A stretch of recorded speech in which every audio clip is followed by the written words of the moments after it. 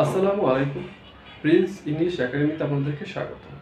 প্রিয় চাকরি প্রত্যাশী ভাই বোনেরা, আপনারা অনেকেই জানতে চেয়েছেন যে এনটিআরসির ১৯তম শিক্ষক নিবন্ধন সার্কুলারটা কবে হতে পারে।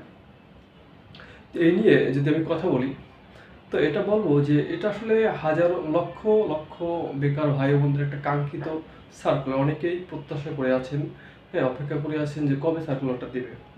কারণ এর মাধ্যমে হাজারো ভাই বোনের বেকারত্ব দূর হবে।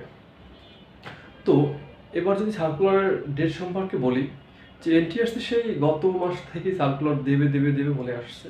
তো মাঝখানে একটা অজুহাত দেখিয়েছে যে তারা আহ, ইয়াস কিন্তু সিলেবাস, তার সিলেবাস প্রকাশের পরে, অর্থাৎ নতুন পদ্ধতিতে যেহেতু পরীক্ষাটা হবে, তার সিলেবাস প্রকাশের মাধ্যমে, নতুন সিলেবাস প্রকাশের পরেই তারা সার্কুলারটা দিবে।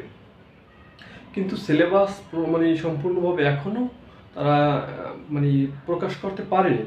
কিন্তু তার মধ্যেই অলরেডি তারা অন্য একটা কার্যক্রম হাতে নিয়েছে। যে অন্য একটা কার্যক্রমটা কি, ষষ্ঠ গণবিজ্ঞপ্তি, বিশেষ ষষ্ঠ গণবিজ্ঞপ্তি। অর্থাৎ যারা 18 এবং 17 এনটিআরসি দিয়ে বেকার বসে আছেন, চাকরি হয় নাই, তাদেরকে একটা বিশেষ নিয়োগের মাধ্যমে, হ্যাঁ, বিশেষ নিয়োগের সার্কুলার মাধ্যমে নিয়োগ দিবে বিশেষ পদ্ধতিতে। কারণ কি, পরবর্তী সার্কুলারটা তো আসবে এমসিকিউর মাধ্যমে, সরাসরি নিয়োগ প্রাইমারি মতো।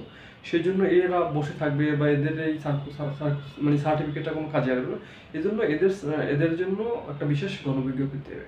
তাই গণবিজ্ঞপ্তির জন্য যে গত মাসে অক্টোবর মাসে 21 তারিখে অলরেডি তারা রেজিস্ট্রেশন, অর্থাৎ অনলাইনে বিভিন্ন শিক্ষা প্রতিষ্ঠান অনলাইনে তাদের শূন্যপদ পদের একটা তালিকা এনটিআর কাছে জমা দিবে। এটা 15 কার্য দিবসের মধ্যে দিয়ে দিবে।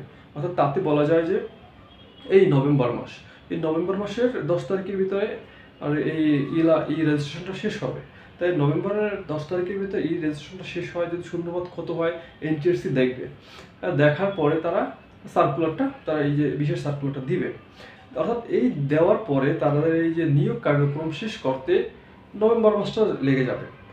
তাতে বলা যায় যে যদি এই বিশেষ সার্কুলারটা মানে নিয়োগ বিজ্ঞপ্তিটা কমপ্লিট করার পরে যদি অন্য কোনো কার্যক্রম হাতে না নেয়, তবে আমরা আশা করছি যে ডিসেম্বরের মধ্যেই, অর্থাৎ ডিসেম্বর মাসেই এই যে এনটিআরসি 19তম এনটিআরসি এই সার্কুলারটা প্রকাশ করবে আশা করছি। তো এইটাই আপাতত আমরা মানে বলতে পারি, বিভিন্ন কার্যক্রমের উপর ভিত্তি করে বিশ্লেষণ করে। তো এই হচ্ছে যে আমাদের মনে হচ্ছে যে সম্ভাব্য ডেট যে ডিসেম্বর মাসে দেবে আপনাদের কাঙ্ক্ষিত